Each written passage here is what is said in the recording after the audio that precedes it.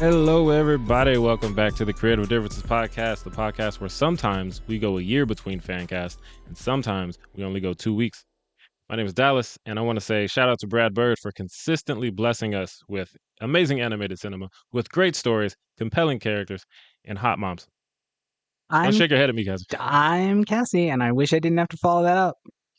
And I'm Demi, and today I'm using a different mic, so if I sound differently, that is why. I still haven't perfected how to use it. But also, my fingers are currently callousing, and there's nothing I can do about it. Welcome to another episode of the Creative Differences Podcast, your one-stop shop for movie reviews, Fancast Fridays, Throwback Thursdays, and a number of other pop culture-related items. Today, we are doing a Fancast Friday for The Iron Giant.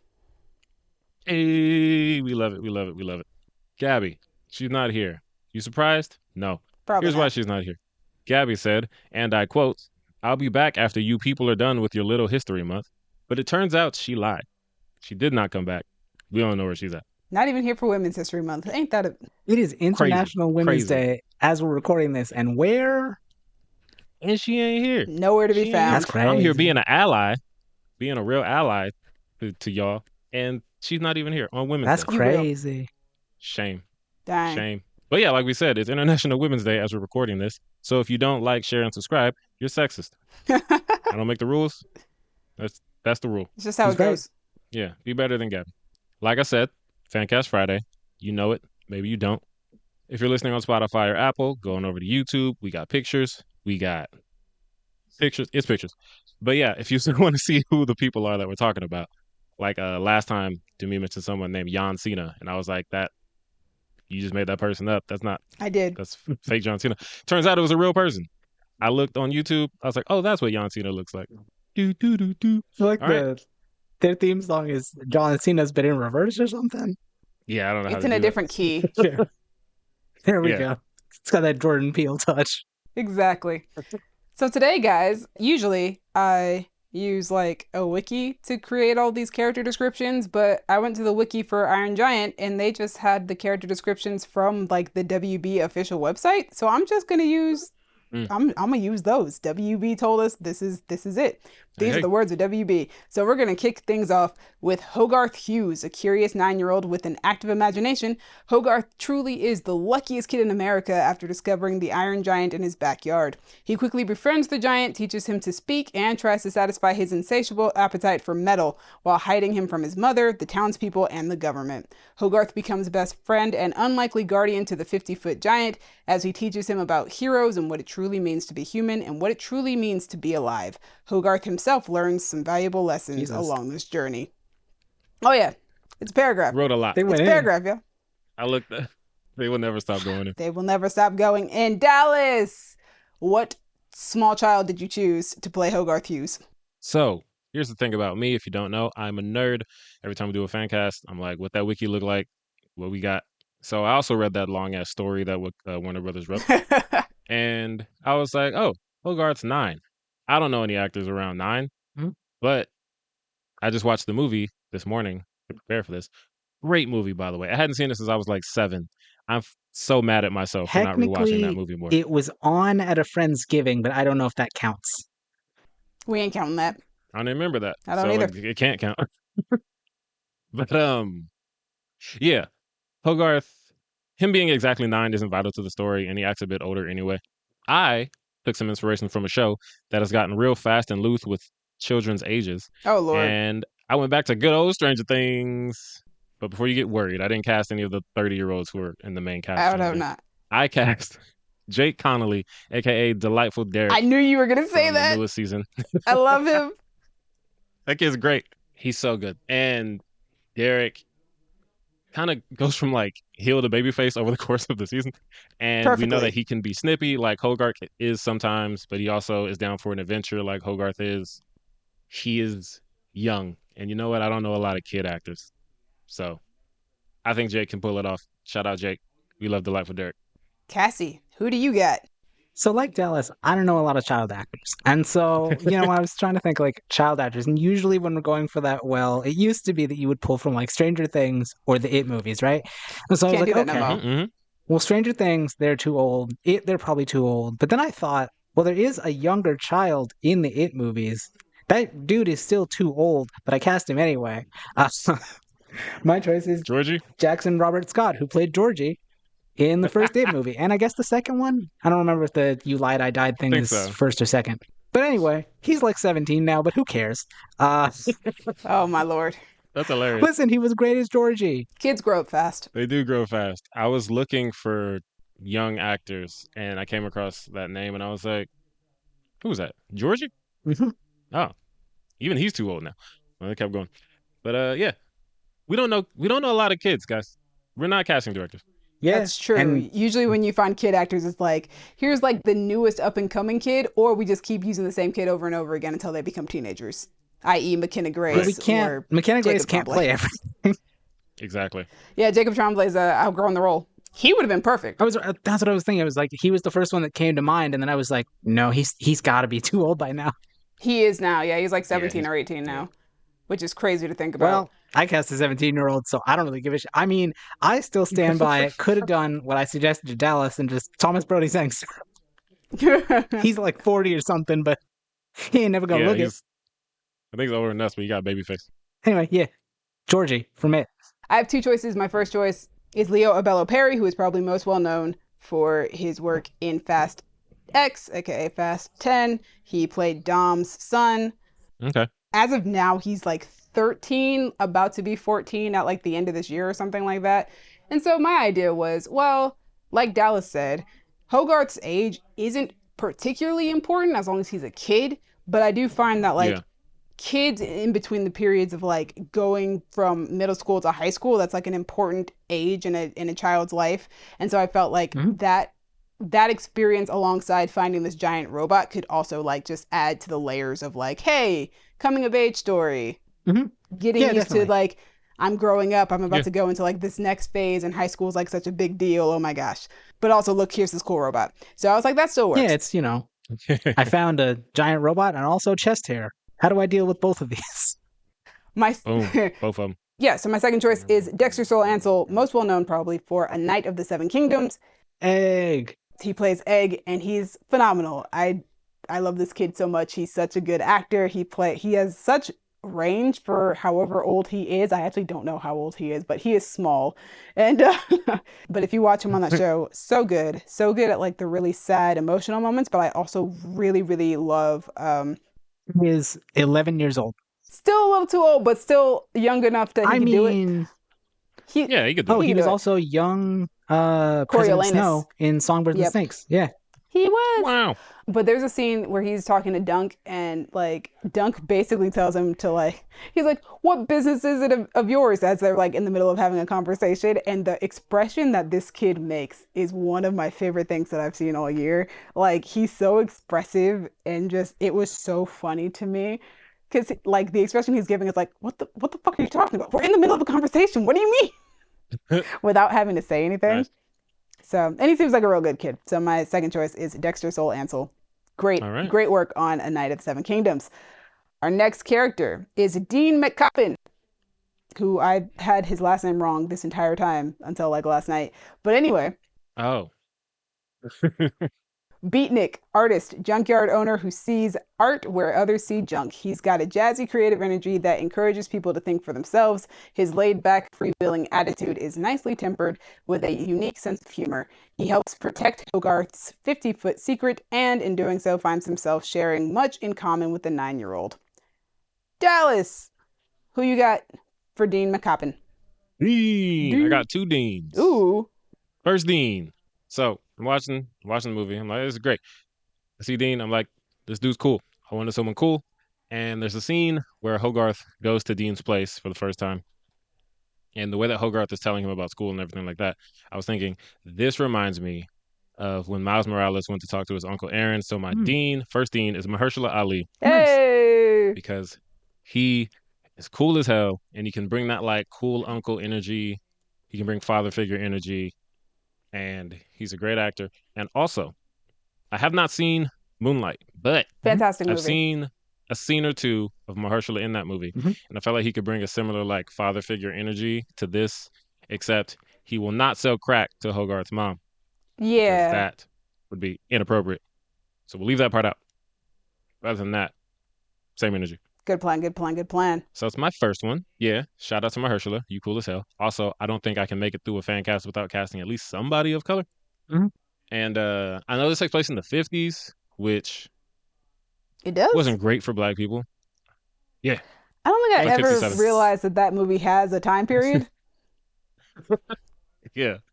So it's like, Cold War time. It's based on a book from the 60s, I think, That but makes it takes place in the 50s. sense. Yeah. They're like Sputnik, Russians, Oh, that's right. space. That's right. Yeah. Hmm. Yeah. All that. But also, Dean kind of has like not like, maybe not quite an outcasty vibe, but like not the most I hang out with everybody in town kind of vibe. Yeah, he's like, I'm self So, isolating. I don't want to be around these people. yeah. So, like, if I had to make someone black and it not really affect the time period, Mhm. Dean, it works for me. My Dean number two. If you're new here, here's the thing I do. I try to cast a wrestler in every fan cast. So, wrestling fans, eyes on me, ears on me. Who's my second Dean? It's a dude named CM Punk. I had to do this challenge. Isn't he I was kind of a like, shitty dude?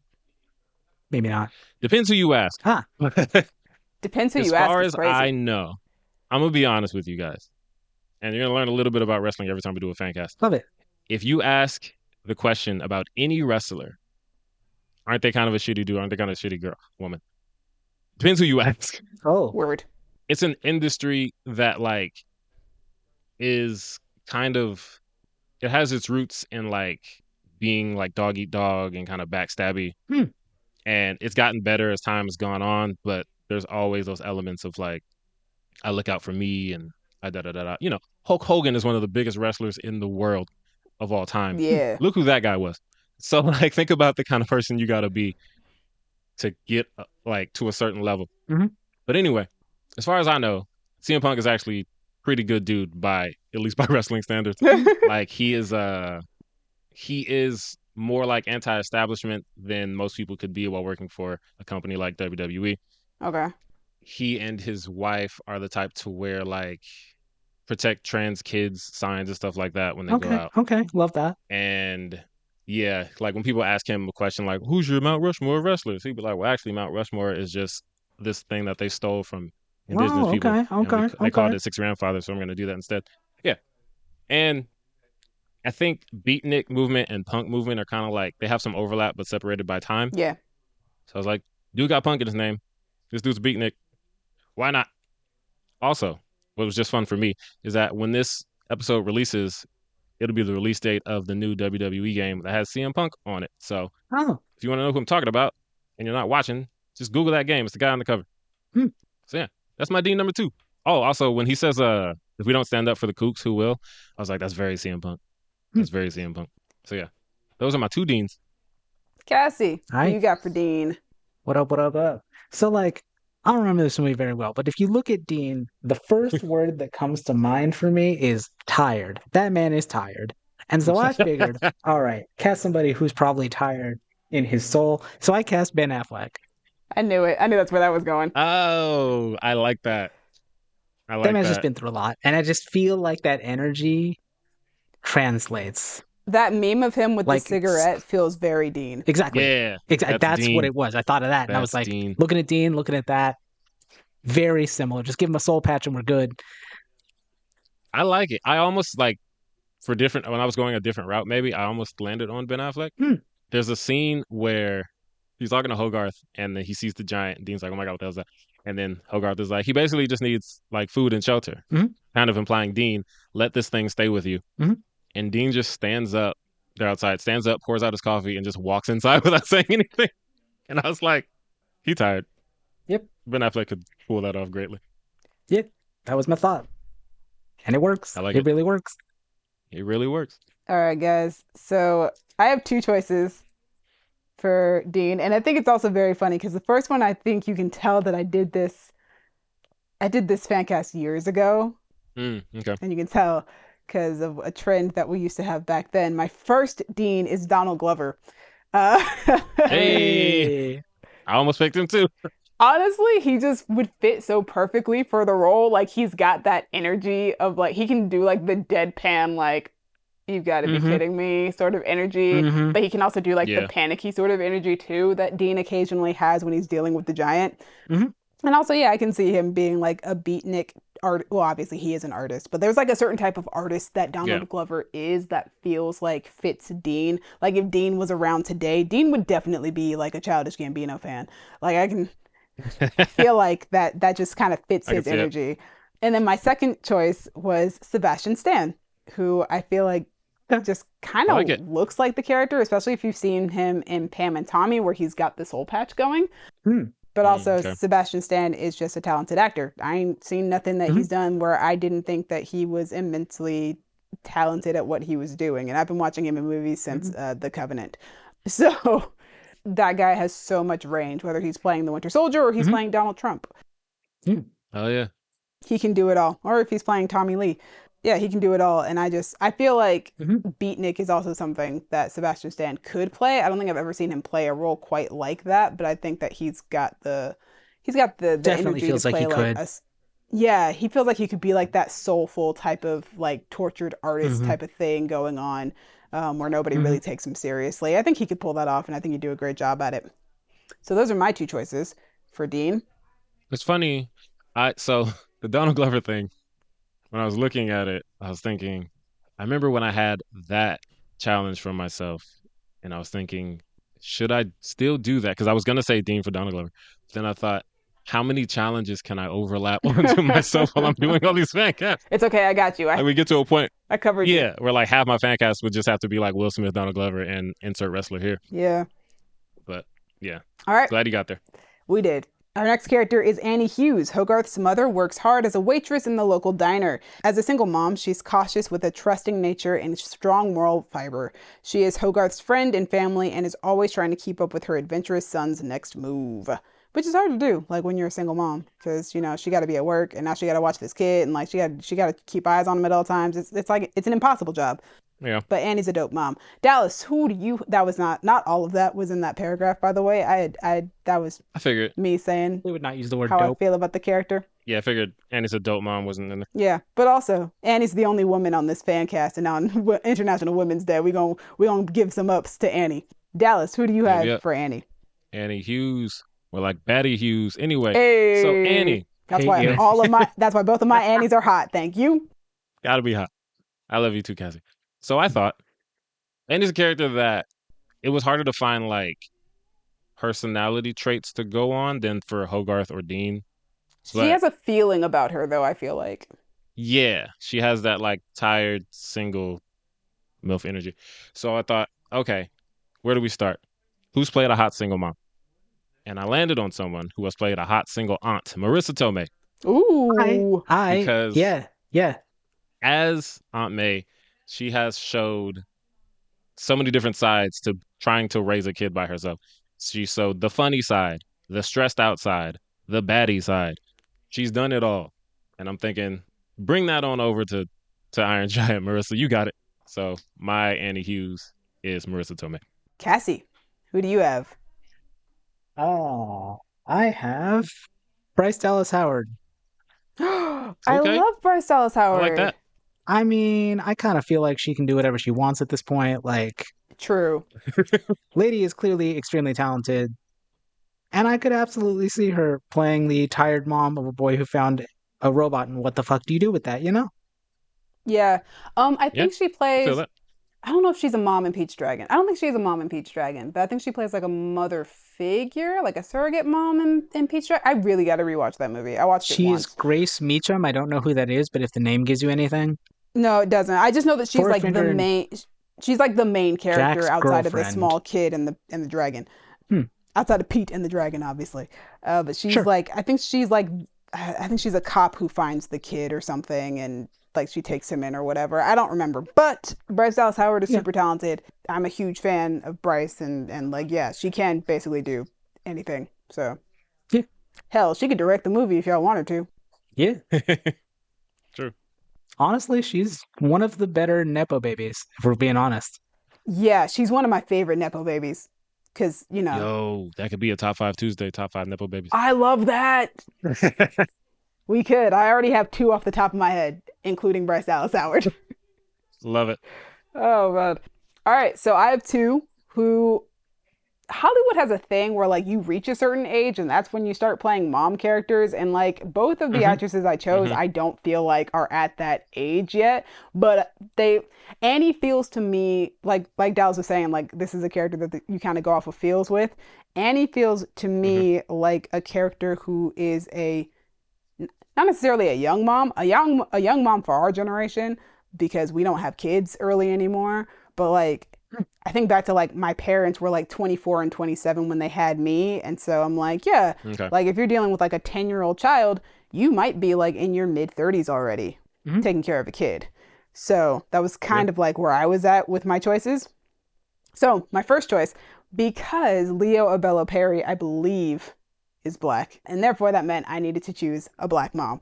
So I chose Journey Smollett because I Hey. Journey Smollett is an incredibly talented actress. She's been doing this forever since she was a small child, and I feel like that's like almost a plus too, like having like a child actress working with like a child actor or a former child actress working with a child actor and like being there to Mhm. like sort of be support in that sense, like in a behind the scenes sort of way. But again, Journey Smollett is just such a talented actress from playing the character that she did in Lovecraft Country, which had a lot of range anyway because she was such a three-dimensional character. She played my favorite live action version of Dinah Laurel Lance, aka the Black Canary, which is also a character that I felt like they showed a lot of aspects to the comic book character that I've loved for so long, and I think that they did a really good job with that. But particularly, like I think what she brought to the performance, and also like her love of the character once she did research about the character, like she did such a great job just doing all of that. But again, like Mhm. Journey's been acting her entire life and can do, in my opinion, just about anything that you ask of her. So I was like, yeah, she could play single mom Annie. Also, I feel like Annie is like a badass, but like not in the sense of like she's going around beating up people. I think she's a badass in the sense of like if she has to, she'll beat you up because her son is in danger. Like if she's got to pull it Sure. out, Right. she will. And I think Journey Smollett can capture that sort of energy because I've seen her play a badass before. True. And then my next choice is Lily James Okay. because That makes sense. yeah, Lily James is phenomenal, and one of the reasons I chose her is because so Annie has like a sweetness to her. Like, yeah, she's stressed out from having to take care of a son by herself and having to work a job like full time to take care of him, but she also just comes off as very kind and very sweet throughout the entirety of the thing, even if she is like has her moments where like the pressure gets to her. Hmm. And this is all me trying to remember off the top of my head how this movie goes. I remember her being a very kind mom. I do remember her occasionally breaking, but I do remember her mostly being a very sweet mom and being very loving She and was caring. extremely patient with this little boy. Yeah, Like he brought a squirrel into her job and it yeah, ended up running loose and like causing the chaos.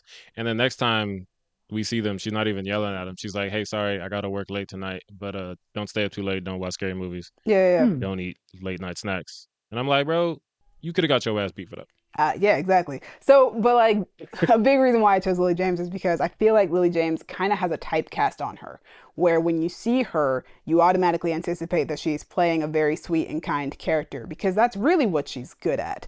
She's very good at Okay. playing sweet and kind. I've seen her play manipulative, conniving characters twice, maybe three times. It's a very rare occasion, and when she does do it, it very much is meant to be like a oh, you didn't see this twist coming. It's supposed to be like a subversion. You are expecting her to be Right. this kind person, and then they like flip it on the head where it turns out she's not. So like she's very good at like having that typecast of like she's very sweet, she's very kind, very patient demeanor. And so I was like, yeah, she's perfect for in that situation. But also like I've seen her in Pride and Prejudice and Zombies where she's a badass. And like I said, I think Annie is the type of badass who pulls it out when it's necessary with her own son.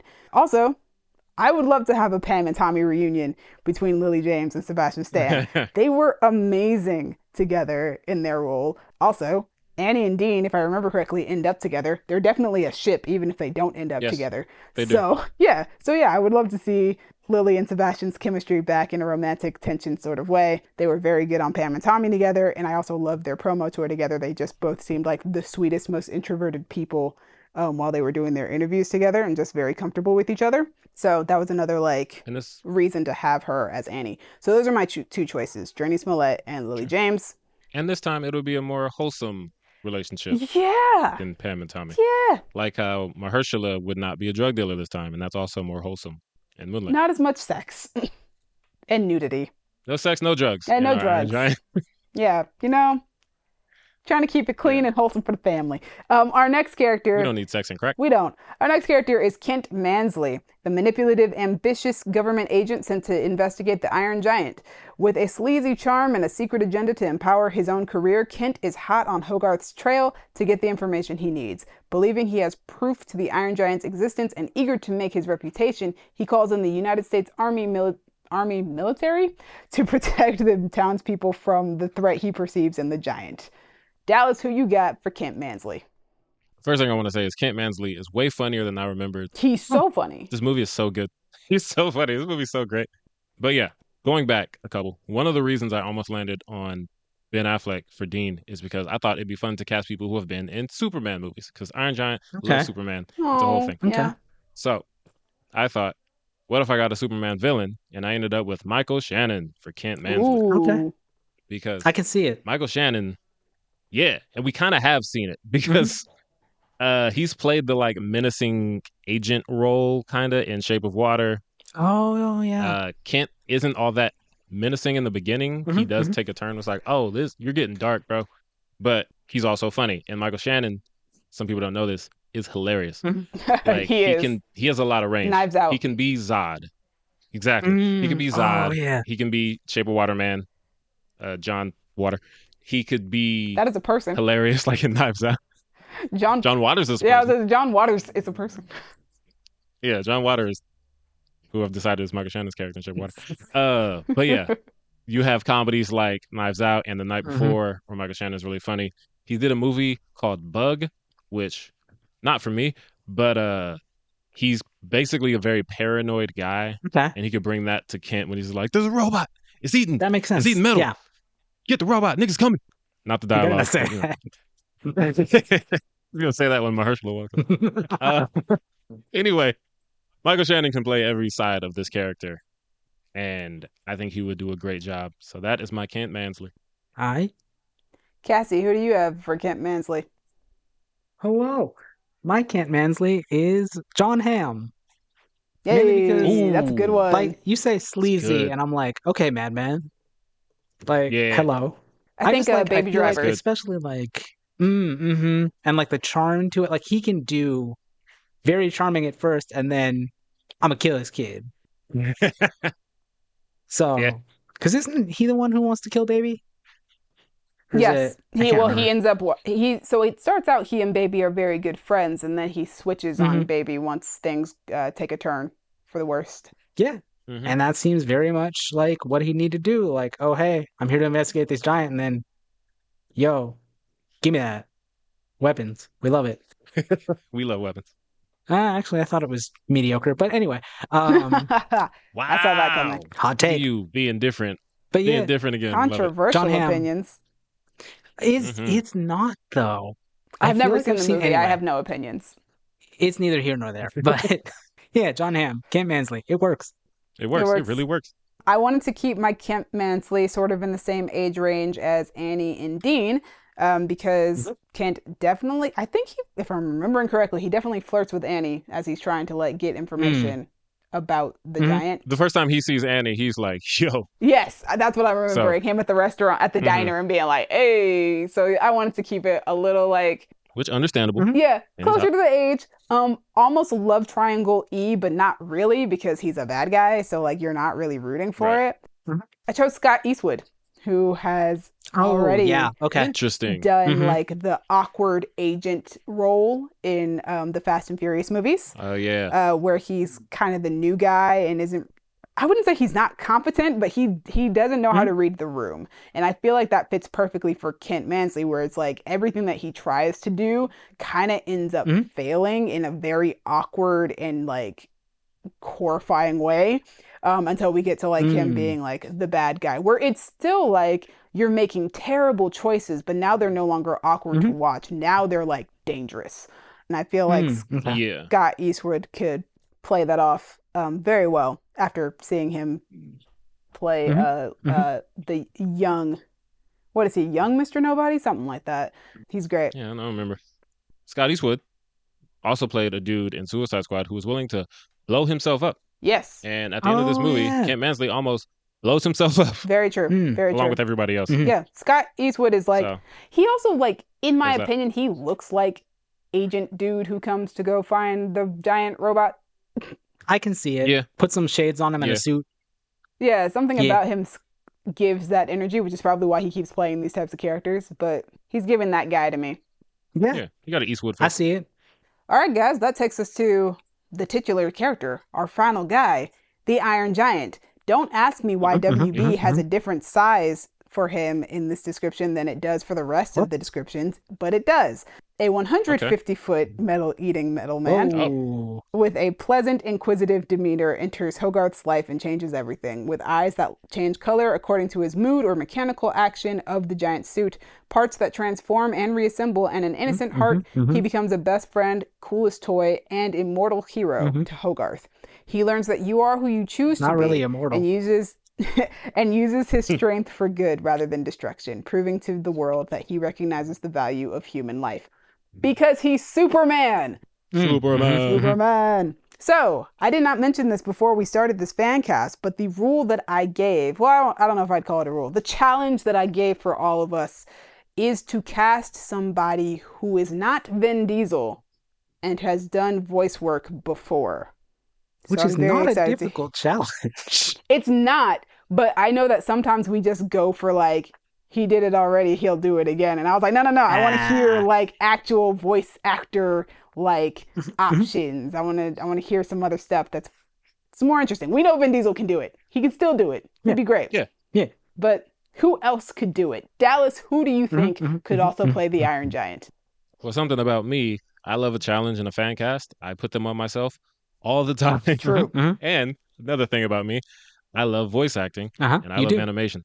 So I went with what to me was the obvious choice given this challenge. And I got Kevin Michael Richardson Hey, because good one. that man's voice, for those who don't know, he has voiced Trigun on Teen Titans, the Lion Turtle on Avatar, Skulker on Danny Phantom. Also, he's been in every cartoon ever. That's the thing, yes. And the Giant loves Superman. And Kevin has played probably dozens of DC characters, friends of Superman, foes of Superman, pretty much everybody but Superman at this point. So, yeah. Also, I really love whenever voice actors who are more known for like cartoon shows get like big theatrical release work. And I feel like that should happen more. Yeah. He's also in the Super Mario movie. He's the penguin thing. Oh, One of them. okay. Or no, he's the, I don't know what that thing is. He's one of the little dudes with a deep voice. But shout out Kevin Michael Richardson. Little dudes with a deep. Now I need to know. Kamek? Karnak? Oh, Kamek. Okay, he's Kamek. Kamek. Okay. Yes, that's him. But yeah. Shout out Kevin Michael Richardson. He would be great. Aye. Cassie, who do you have for the Iron Giant? So I had one on here, and I was like, yeah, that makes perfect sense. That would work. And then I thought, no, I want to do something different, something that doesn't make any sense because it's funny. So Okay. my Iron Giant is Ellen McLean, most well known for the Portal games, where she voices GLaDOS, and Pacific Rim, where she voices the AI in the robots. Oh my god. Interesting. Okay. Listen, Different vibe. it don't make no sense. But if you need someone to voice a robot, she's so good at it. Like, Yeah, it makes sense in the sense like she sounds like a robot. she does. Does it make sense for the Iron Giant? No, but I also think it would be hilarious to have this 150, 50, I don't know how many feet tall, big ass thing sound like that. I mean, hey. I like it. Sometimes we just go out of the box just for fun. Yeah. And that was my thinking. All right, guys, that leaves us with my choice. My choice is Travis Willingham. That was who I was going to choose originally. And then I was like, nah, mix it up. Yes. Yeah, that's funny. Perfect. No, Travis Willingham, most well known for his work in Critical Role, so The Legend of Vox Machina, The Mighty Nine, but he's also done so much voice work in the past, including playing Superman in an animated Superman movie. And I that's think he was perfect. also Thor in Yeah. something. Yeah, he's played Thor in several Marvel TV series, I think. His wife, I believe, plays Black Widow in a few. But yeah, he played Superman in a Superman animated movie. And it's one that I've seen. And initially I chose him just because I really like Travis Willingham's voice. I love what he can do with his voice. He has such great range with it. I've heard him play Oldman. I've heard him do like the really, really deep voice. I've heard him play characters that aren't necessarily the sharpest tool in the shed, but like he's really good at like doing all of it. And obviously, I've heard him play Superman, and I think that's really funny because Iron Giant's biggest hero is Superman. So why not have a Superman play him? That makes perfect sense. But also, I wanted to, like Dallas, I wanted to go for an actor who is mostly known for his voice acting and not so much for doing live action stuff. I don't even know if Travis has done live action stuff outside of sitting at a table and playing D&D with his friends. Right. Voice performances, video game. No, I don't. Yeah. Wow. I don't know if he has. Oh, yes, he has apparently, but he's done like 5 things compared to, Yeah, you know. his workload is mostly just doing voice work, alongside being like the CCO for Critical Role or something like that. I don't know. He's got like a pretty high up job for the company at large. But yeah, just a very talented voice actor who can very easily do the deep voice because he already has a deep voice that he can just make deeper. Yeah. So yeah, that's my choice for the Iron Giant. And I think when I gave that challenge a few years ago, it was before he had even played Superman. So it just works out that he ended up playing Superman. Yeah, that really worked for you. It worked out. It worked out perfectly. So my choice is Travis Willingham to play the Iron Giant. And that's all the characters we have for today, unless you guys have bonus casting. I don't. Well, I have 2 fun things to say about Travis Willingham, and then I have a director and writer. Go. He was in Superman Red Sun. He played Superior Man. I haven't seen it, but I'm guessing it's a Russian thing because they're all Russian. He's probably very good at the accent because I think that's an accent that he's currently doing on Critical Role to play Tayor. Wouldn't be surprised. And I think it's funny because they think the Iron Giant is from Russia initially. Because of Cold War. Yeah. And then also he plays Phenomenon in Dispatch, who is essentially like the closest thing they have to he is Phenomenon. Okay, game. yeah. So that all works out. Yeah. You do.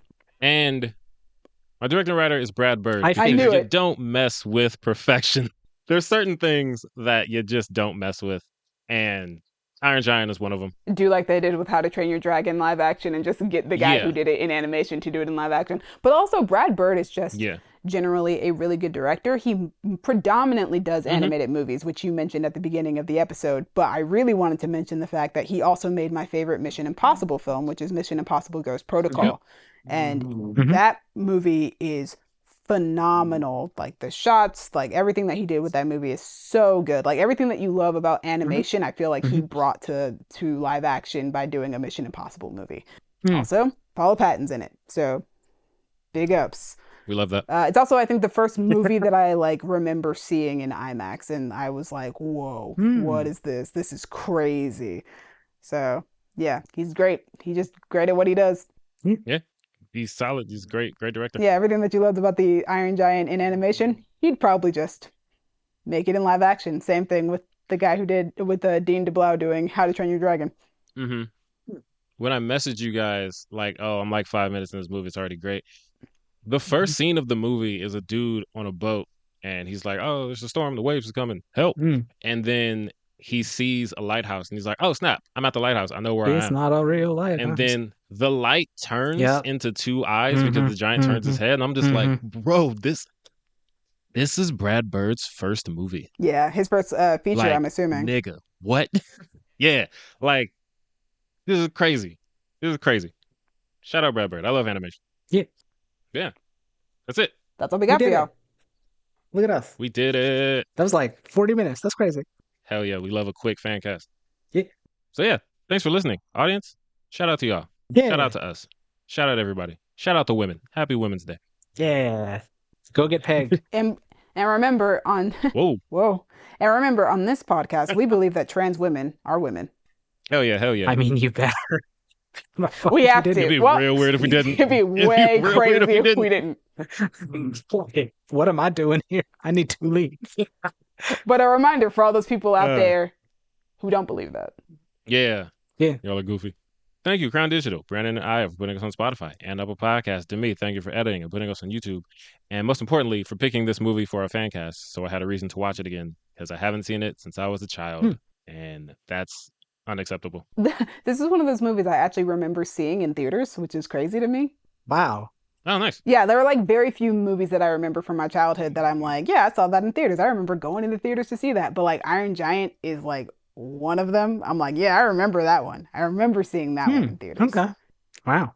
I like that. I like that. I also remember being very obsessed with the Iron Giant because Jennifer Aniston was in it, and by that point I was already a huge Friends fan, which is crazy to think about because I must have been like Ah. 6.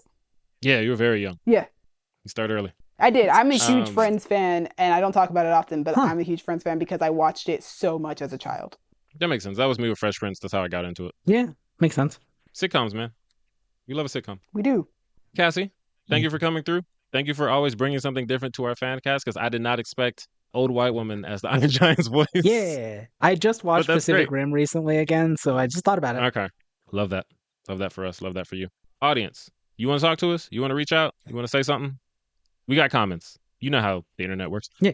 We also have Instagram and Tumblr. We're at Creative Differences Podcast. We're on Facebook at facebook.com/Creative Differences PC. We're at TikTok at Creative Differences Pod. So talk to us about giants and Russia and the Cold War, all that stuff. Yeah. Women. Let me know what other awesome movies from our childhood that I've been neglecting. Find me on Instagram, Letterboxd, or Serialized at a king named Simba. You can find me on Blue Sky at Sassy Soothsayer. Talk to me about, you know what? Talk to me about what you want Jordan Peele to tackle in his next movie, because I just recently rewatched the 3 movies he's directed, and they hit. They hit. I'm currently doing a lot of TV reviews, mostly for Monarch Legacy of Monsters, and every week I write my favorite moments of the recent Critical Role episode on Serialized, and you guys can also find movie reviews on Letterboxd. I'm at Demi Joie. Joie is how you spell joie, because I know people would probably wonder. But that's all we got for you guys today. Yes. Oh, also, I just wanted to say something that makes me very happy. Speaking of Critical Role and sitcoms and TV, I got Demi to watch Ted with me because I did a D&D episode. Yes. And I was so happy. Such a fun time. He got me to watch it, Cassie, because Brennan was on it. Oh, Yeah, Brandon's like okay. essentially We like playing that funky himself, white boy. but in 90s Boston. We do. And it was so funny because it was the day after I had like spent 3.5 hours watching him DM for Critical Role. So Nice. Perfect Keep timing. it going. yeah, he started DMing on Ted, and I was like, oh, that's just how he DMs in real life. Wild. Great episode. But yeah, you want to find Gabby? She ain't here, but she's on Blue Sky at Super Yams. It's the word super and then in all caps, Okay. YAMS. Super Yams. I like really it. good. All one word. I like that one. Thank you. That thank is you. really good. All right, it's been different. Bye. Bye. All right. Today's tag is a call to action for the audience. Oh. Audience, let us know which top 5 Tuesday you'd prefer. A, top 5 Nepo babies. Or B, top 5 hottest animated moms. Oh, God. Sound off in the comments. I hate you. Let us know, audience.